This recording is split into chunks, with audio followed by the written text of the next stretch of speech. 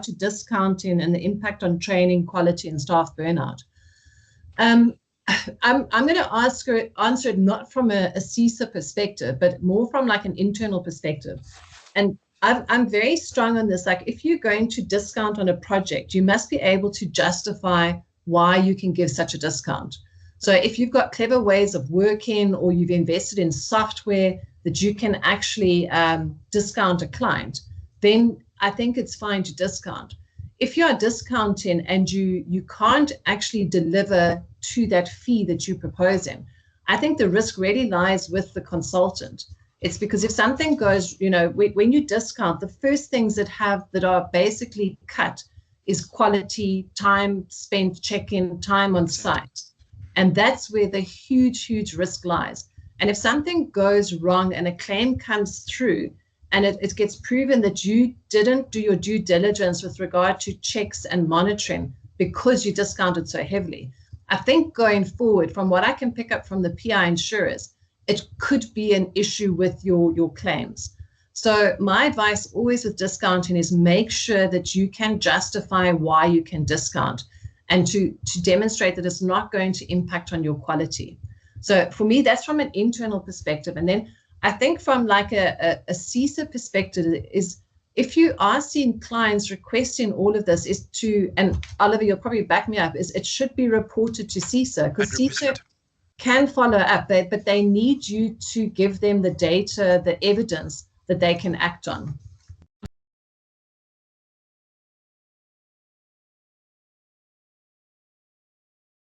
I think what comes to mind, and I don't know if I'm fully understanding your question or your statement, Santosh, is just that burnout is a very relevant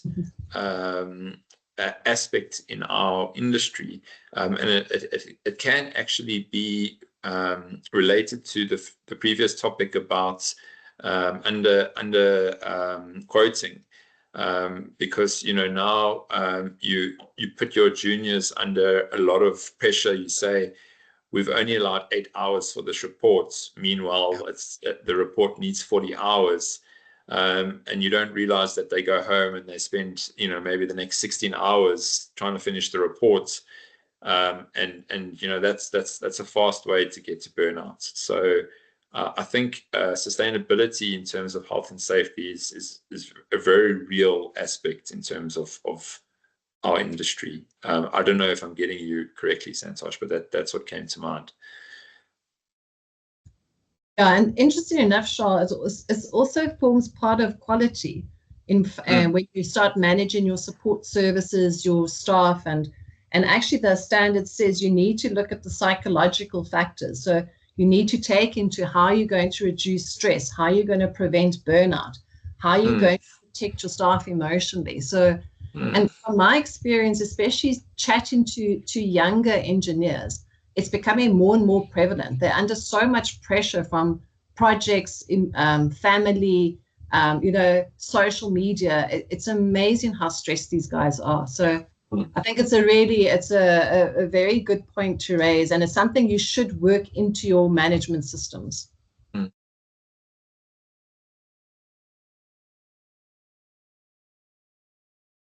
That would talk to the ISO 37001. It's an anti-bribery standard. Okay. So I've actually looked at it. I find it very interesting, and I try and pull it into a lot of my stuff as well. Sorry, Philip. That's what I wanted to say, Diane. Thank you for that. But I think what's also important to note is Charles does sustainability, Philip does integrity, I do quality, and we talk about different management systems. But at the end of the day, to make your firm successful is to look at an integrated system. Yeah.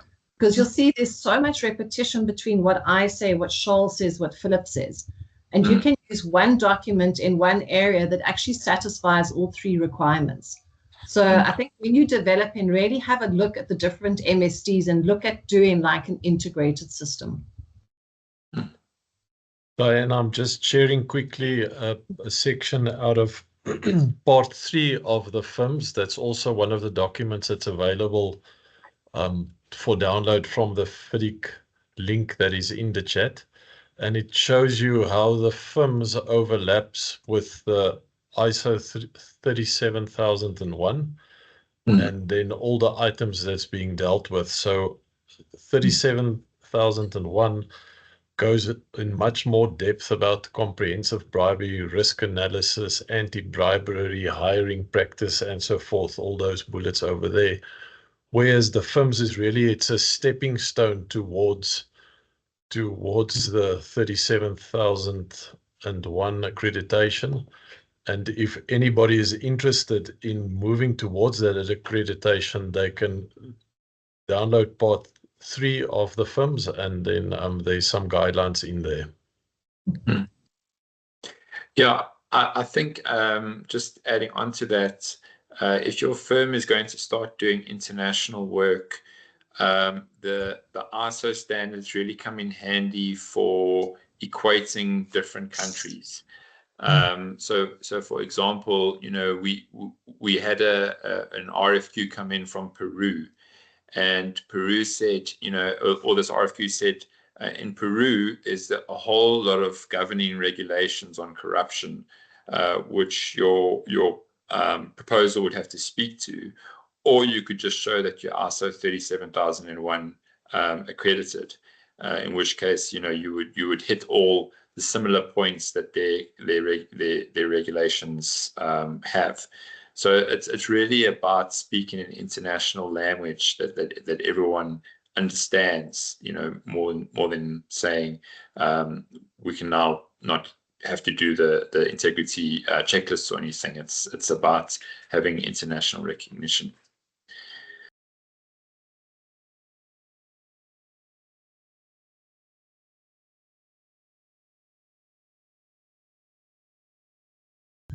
Actually, I haven't had any exposure to the 37001, but I've just Googled it, and it follows very similarly. It looks like it pulls a lot of the ethics, the quality, the sustainability together, because it looks at exactly what we've been talking about, like risk management, stakeholder engagement, legal and regulatory compliance, ethical conduct.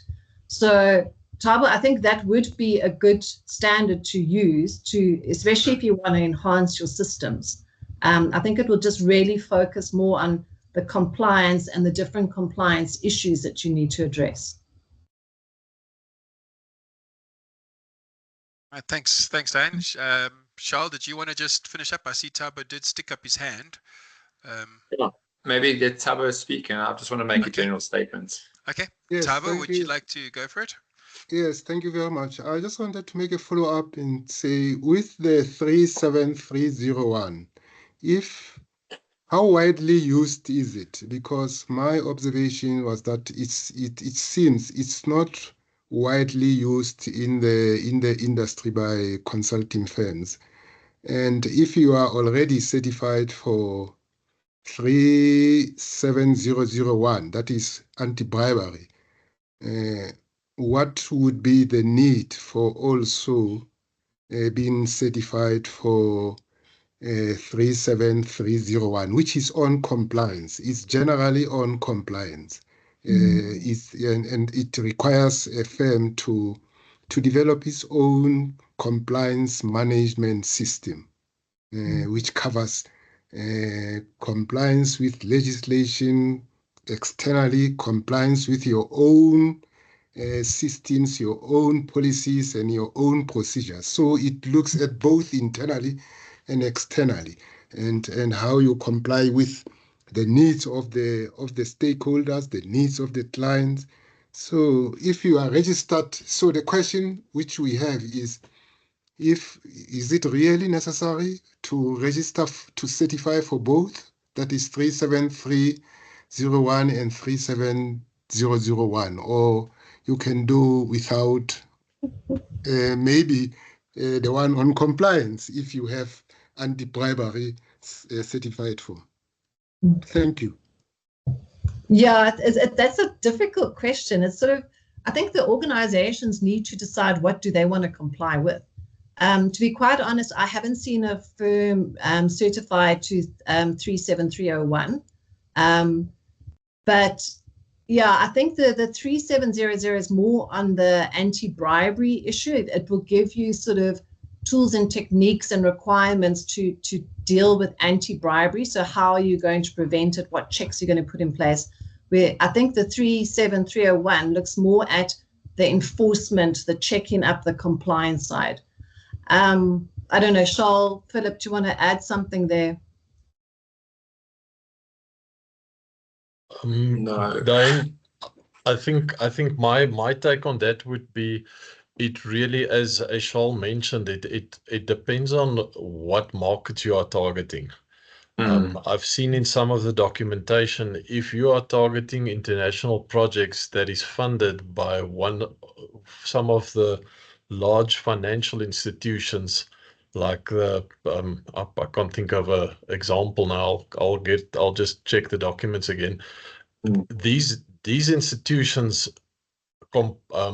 sort of fall under the guide of certain requirements that they need to report on their compliance in dishing out the finance, and then they require certain registrations and certifications. And the one that I've seen is the integrity document that we've now discussed, the first one, 37,001.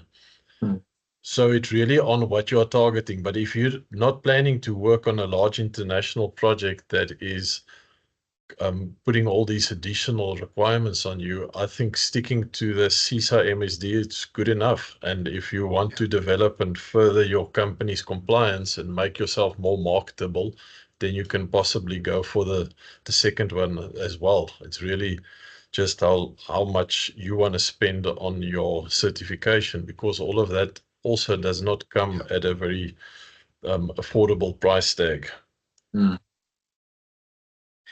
Yeah, I guess the comments I would add on to Philip is that with all these management systems, we're really trying to make our businesses more efficient. So we don't want to put measures in place that we're doing just to comply with something that we're doing just to comply, if you understand what I'm trying to say. We want our management systems to follow what we do, and to ensure that we stay on the right path. And we don't want to add extra red tape or administration unnecessary to our work.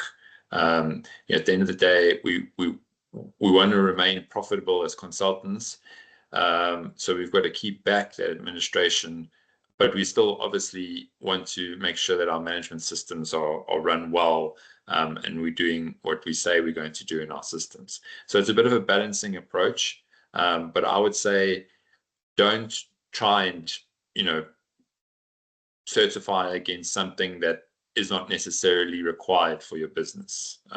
If you need to be ISO 9001 certified for your clients, then do that.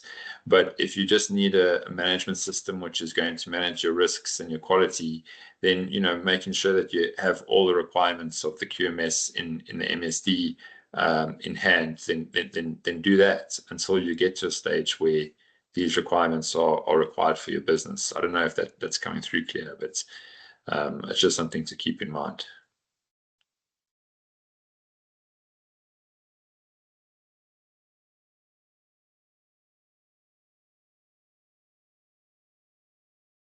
Just something I had in mind, and I'm sort of plugging a future practice note and possibly a webinar that might be coming out of CESA. Is we're looking at how AI can be used to make work in consulting engineering more efficient and optimized.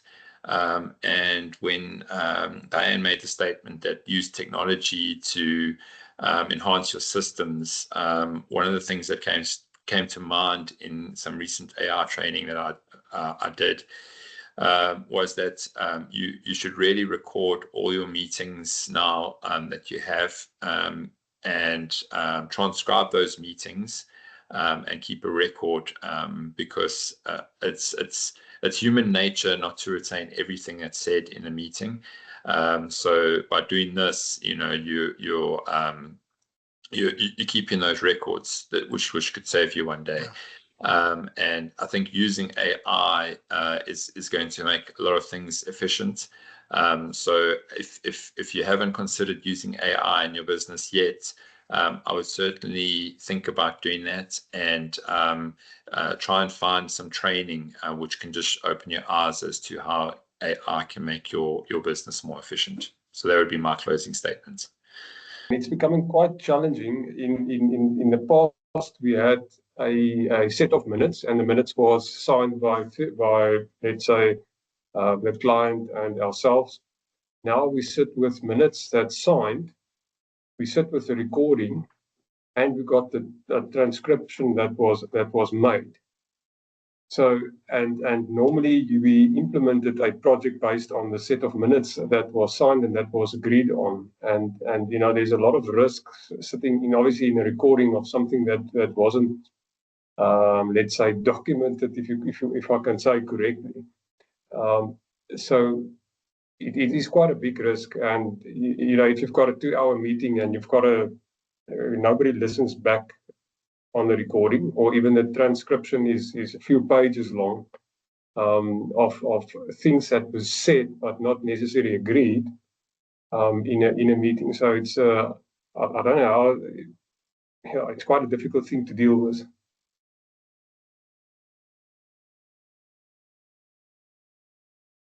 Yeah, I agree. I mean, minutes that are signed off are a written statement that everyone agrees with. A recording of a meeting where various things are said and there's no finality, it could leave things open-ended. So I agree that the meeting should still have written minutes that documents everything clearly and has clear action plans. And we shouldn't just leave the recording as the record of the meeting. But I think having the recording is at least a really good backup. Sometimes there are the small sort of nuances that get missed in minutes, which you could go back and you could pick up. And I think having the recording as a record, you do have the transcription, which is usually, like you say, 20 minutes or 20 pages long and not quite correctly worded. But from those, you can pull out summaries at different levels, which could then remind you of things that were said in the meeting, which might not be the written record as per the minutes, but at least it's better than not having it and having to rely on your memory, which may only retain 40% of what was said, or something like that. Yeah. Well, thanks. Sure. Thanks, Charles. Yeah, I must underpin what Charles says. And I said that with all management systems, I think, especially with the quality management system, historic systems are so cumbersome. There's so much requirement for documentation and procedures and work instructions and manuals, and that people get bogged down in the admin side more than the actual execution side. So with the 2015 standard, where it really relaxes the requirements on documented information, it opens us up. And I always say to the guys, it allows you to be really creative. You've got technology on your side. The standard is very generic. It's sort of, the requirements are like, you need to demonstrate this, but now do it differently. Don't do it old school. Do something different. And that's why I keep saying, look at what you can use on sites. Look at drones. Look at, like Charles says, there are different apps out there for recording meetings. There's one that identifies the sound of your voice and puts that name with your response. So if you're in a boardroom, joining a meeting, when it transcribes, it does just saying boardroom, it's actually identifying who's talking. So I support Charles. Go and look what's out there. Use those things, because your system must make you more effective. I mean, the system must work for you. You mustn't work for the system. So be creative, make it something amazing. Let me go for my closing remark. Maybe first just for the comment on what I mentioned to Tabu about, now where's my, how do I share? Oh, now I've lost my window. I'm trying to share a slide here. Okay, let's leave that out. I'll just read the slide. The 5 banks, the multilateral development banks, the African Development Bank, the World Bank, Asian Development Bank, European Bank, and the Inter-American Development Bank in 2010 said that companies that don't have a documented, robust FIMS integrity management system cannot participate in projects that is funded by those banks or any funds from them. So there is incentive if you're working internationally on those types of projects to go for the FIMS. And yeah, no, my remark will be in line with what Diane and Charles said. We must investigate how to use AI and do things smarter and more clever, and be faster and more accurate. And I think drones and AI plays a really, really large role in that. That's my closing remark. Thank you, Oliver. Thank you, everybody.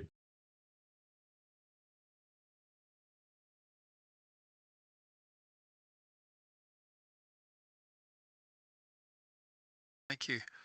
Thank you. And I think just from CESA's side, just a huge thank you to Diane, Charles, and Philip for the time that you've taken today. I know this is something that you're incredibly passionate about, and just being able to listen to you in various meetings as you talk about this, and again today, it really is coming through that this is something that you are, you want to talk about, you want to assist, and you want to help people achieve this kind of quality and integrate it into their businesses. So thank you very much for your time and for the effort. Thank you everyone else that has joined us. It really is great to have you on this beautiful Friday morning, wherever you are dialing in from. Just remember, there are 10 spots available for company reviews. If you are interested in going through the process, you've seen the forms, you've seen the intent, the extent that they go to and look at. And so if you want to go through that process, please, 2 people you can email, either Gillian or myself. I put the emails into the chat. Please go and grab them, and then we will obviously run the process and get you in contact with these 3 amazing dedicated people in this area. So thank you very much. We really appreciate it. Have a wonderful day going forward, a wonderful weekend. It is a longer weekend. Please remember, if any meetings have been scheduled for Monday, it's what's it, 1.5 or at least 2 times. But yeah, have a wonderful weekend, and we'll certainly chat again soon. Thank you so much. All the best, guys. Cheers. Thank you. Bye-bye. Thanks everyone. Bye. Cheers. Bye.